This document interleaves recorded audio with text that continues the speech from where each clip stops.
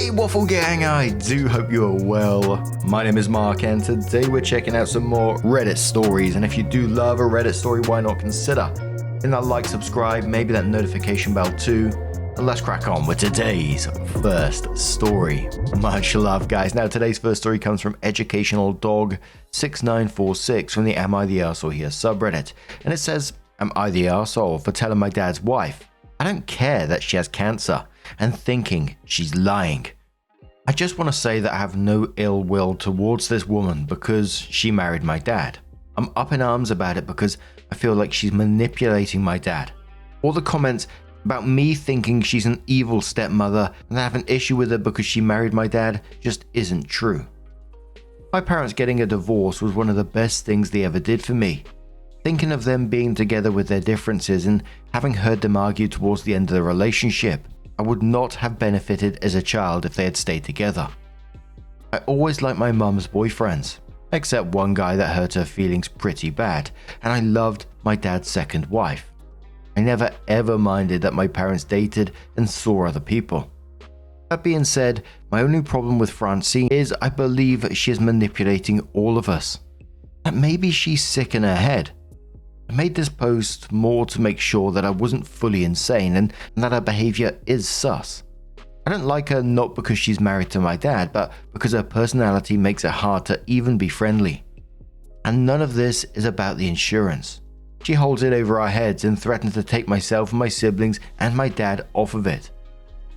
Sorry this is long, and sorry trigger warning for self-harm, cancer, eating disorder, and major loss. For context, my dad, 65 male, has been married 3 times.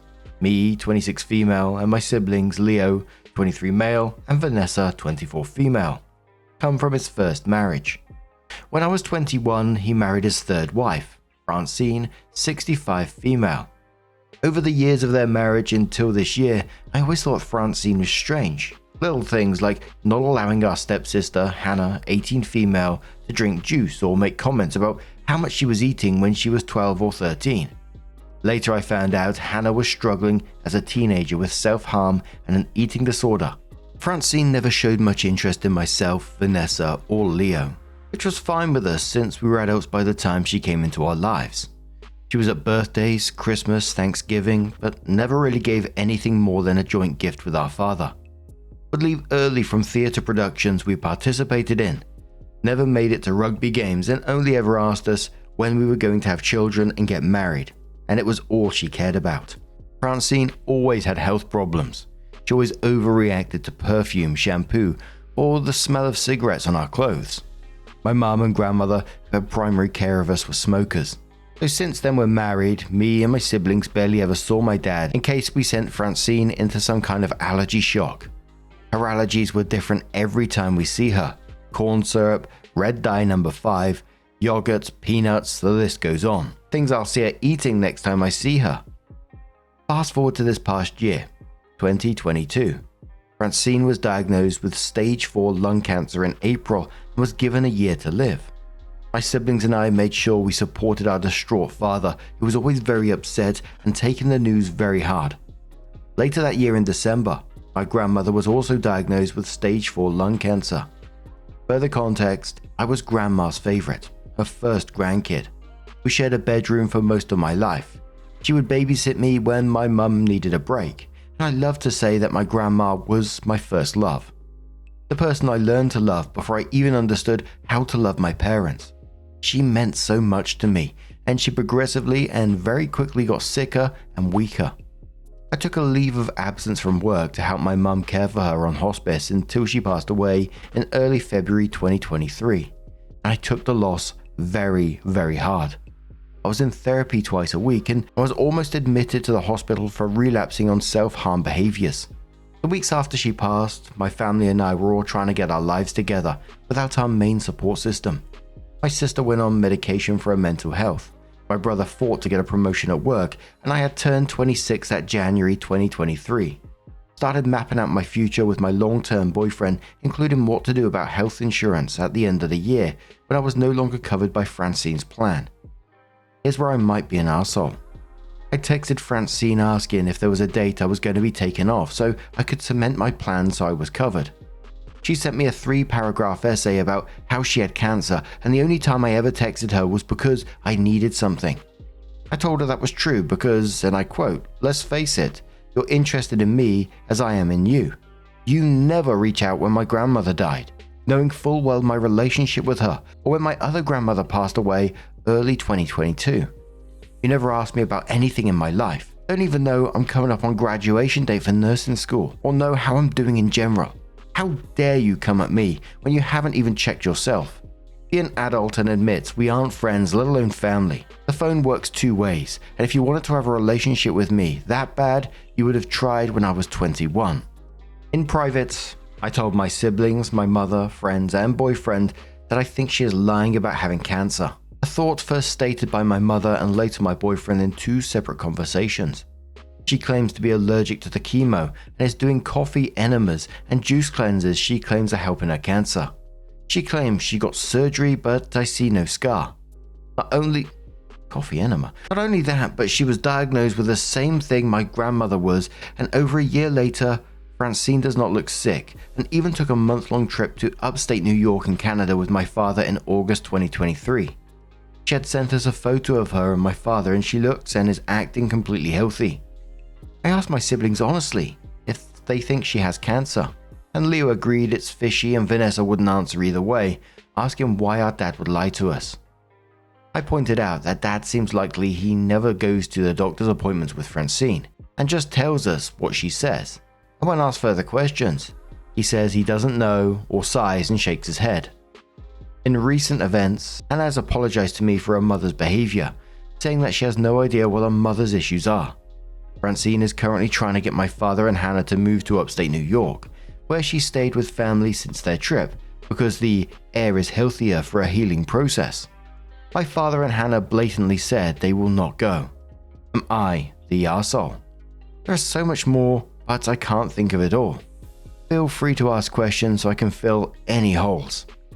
As far as I'm aware, stage 4 lung cancer doesn't magically disappear with having juice cleanses, and it was the fact that her own daughter was apologizing for her behavior had me scratching my chin a bit. But in the end, whether she's lying or not, she guilt-tripped you about a relationship that she's never, like you said, really invested in. She's never called you, the phone was always there, she never got in touch with you either, including when your grandmother died and, you was at a very low point yourself.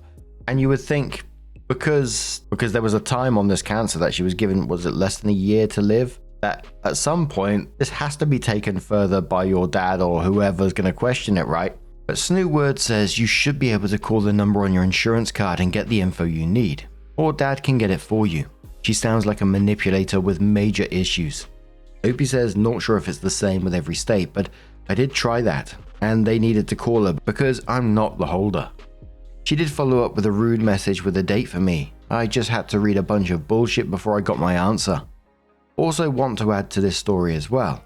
Our first Thanksgiving together, Francine left in a rage because she made us go around the table and say what we were thankful for.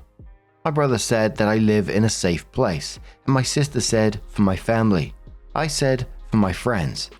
Francine took that as a jab at her and left saying, well, I guess I'm not welcomed here, and I guess I'm not your family because you don't want to love with me. And we were all genuinely confused. And when she came back, Vanessa told her outright she was crazy for thinking it was a jab at her and it had nothing to do with her. Francine is batshit crazy, I swear to God. Turbulent Bai says, offer to drive her to her next doctor's appointment and go in and meet the doctor and thank the doctor profusely for taking care of her and her lung cancer. OP just replies saying, holy shit, lol. Turbulent replies again saying, well, you want to know the truth. Take her to a doctor's appointment. Simple. If she's lying, she won't accept the offer, or she will forget where the office is, or forget her doctor's name, or claim some other crazy stuff. If she's telling you the truth, well, the proof will be there as well. And if she won't take you, then ask your dad to take her. Opie says this would be an amazing idea. Maybe I'll see if I can dish it up, if and when she comes back from New York. Honestly, I see another divorce in my dad's future, and I'm not sure she'll be coming back. Pretty odd she wants to be so far away from her doctor when she's so sick, huh? So the update came 2 years later, which is going to be interesting considering the topic that's being talked about here. Opie says, oh boy, it's been a long time and I went back and read some comments on my original post, and I can give you all the short version of what happened in the last year. To keep it short, she lied. My dad and her had an ugly divorce that ended with my father being homeless. Francine winded up revealing that she owed over $60,000 to her ex in alimony, and he was taking the house where her, my father, and sister were living. The week of Thanksgiving last year, she kicked them both out, and they were both homeless up until August of this year. Before anyone asks, no, I didn't have the means to help them. The entire thing was crazy as shit. She broke off the key in the lock to stop them from getting their things, stole a bunch of money from my dad, and bought a house in New York, destroying my dad's credit, and so many other petty and disgusting things. Yes, she's still alive. Yes, she was questioned about her cancer. She's fine. My dad realizing everything was a lie was very, very upsetting to watch. In my opinion, she destroyed his life. To those who said I was the arsehole, suck a dick. I've officially started my clinicals and hope to wind up in peds oncology after graduation. I think about my grandmother all the time and wish she was alive to talk to her about everything. Commodore says to OP, as someone who's been in the cancer world from the time I was 16, 27 at the end of the month, going into ped onc is amazing. My nurses were some of the only people who kept me sane during my long stays, and I could never thank them enough. I actually named my service dog after my favorite nurse, who would come in early to snag my chart from whoever was on my night shift, lol. That said, in regards to everything else, I am so sorry. Is there anything your father can do legally against Francine? Like prove she prevented him from obtaining his property and then the theft? Fartmaster Champ says, great name by the way, your father chose this woman over his own kids. It's pretty clear what kind of man he is. He's getting exactly what he deserves. I have no sympathy for him. As for Francine, hope she gets the life she deserves. Lover of Harpy says, my ex's brother lied about having cancer to make everyone pay attention to him. At least he was a resourceless bum and not a human kangaroo like this lady. Opie says, for what I heard, he is. Taking her to court and taking her shit is why she fled the state and got shot under my dad's name. Gee bloody whiz, so she faked it, destroyed your dad's credit, stole money and made him and her own daughter homeless. That is absolutely wild. She's 65 years old and pulling this kind of shit. Man, it's just, oh dearie me. What do you guys make of this situation? Let us know your thoughts down in the comments below. Let's move on to another story. Now our next story is titled, Both Our Parents, 50s, Have Abandoned My 21 Male Sister, 11 Female. How do I give her peace of mind that I won't abandon her? Our parents divorced 5 years ago, and after that we were basically passed around between them as neither of them were keen to have us around, especially since they both remarried soon and had their new families and new stepkids to worry about. When I became 18, my sister was 8. They told me that I need to take care of her by myself now. In reality, I always had taken care of her since they'd never spent time with her. It was clear they didn't want to be involved anymore. They transferred her full custody to me and gave us money every month so we wouldn't bother them. So that's how it's been for the past 3 years. I live with my sister and I'm doing my best to make sure she has a stable home, gets enough attention, feels loved and is growing up well and has everything she needs. Unlike them, I don't see her as a burden, and I really love her and want the best for her. In these past 3 years, our parents haven't made any real efforts to even bother checking up on her. The plan was that I collect checks from them every month, but that's the end of their involvement in our lives. In the first few months I used to take her with me when I collected the checks, but they both were so indifferent and unfriendly towards us that it always made her sad. The last time I took her with me, it was right before her birthday, and I was planning a small party for her with her friends, and she was very excited. She asked our mum to come and received a no answer. She didn't even bother getting her a gift. She only wrote an extra $100 on the check and told me to get a gift for her on her behalf. My sister started crying as soon as we left. The next day the same thing happened when we went to my father's place, and he didn't even say that. He just declined to come. I was angry at them, and that was the last time my sister came to see them. That was the last time she saw them. They never came around to see her. I only see them when I go out to get the checks, and they don't even invite me in anymore. They have it ready when I arrive and they just hand it over and goodbye. My sister has been dealing with abandonment issues as a result. She rightly feels that our parents traded her for their new partners and kids, and she is afraid that the same thing might happen to her with me, that I might go off with some other people and leave her alone. I always reassure her that this will never happen and I'm always there for her, that we will live together until she completely grows up and I'm going to take care of her. But I don't think this is completely taking away her fears. What should I do now to help her? I want her to feel safe and loved and stable without any fear of losing me. Man, you are an absolute legend of a brother. At 21, and I know this is different from many people, so I'm just talking from my experience here, I didn't have a clue about life still, really. I was still trying to work out how the world works outside of the little environment that I was living in. But you're out here raising a whole child, being the parent that your parents should have been. That's not just stepping up, that's like hero level stuff in my opinion. And I think all you can really do is keep reassuring her, keep being there for her. Potential therapy, if that's a possibility at all. I know it's very expensive, so I know at 21 you've probably got loads of stuff to be dealing with at the same time. But I think most of all, just keep being you.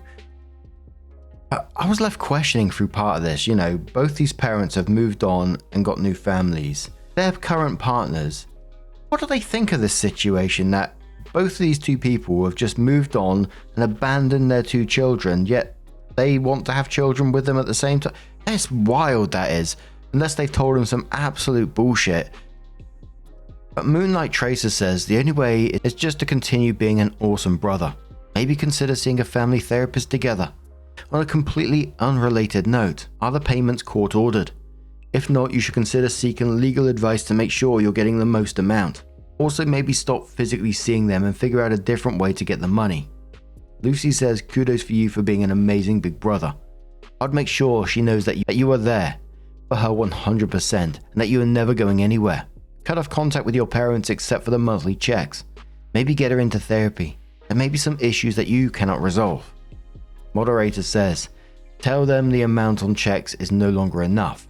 Tell them she needs therapy due to their emotional distance and to add an additional $800 per month. Otherwise, you'll take them to court for child support and get 20% of their total income. Unless they're already giving you more than that. I don't know. They can go to jail in most places for not paying. Klep says, my heart breaks for your sister. I'm sorry. Keep reassuring her. Maybe a piece of jewelry that breaks in half, that each, if you keep, would symbolically mean something to her. Poor girl needs therapy. My ex abandoned us. My girls received a couple of years of therapy.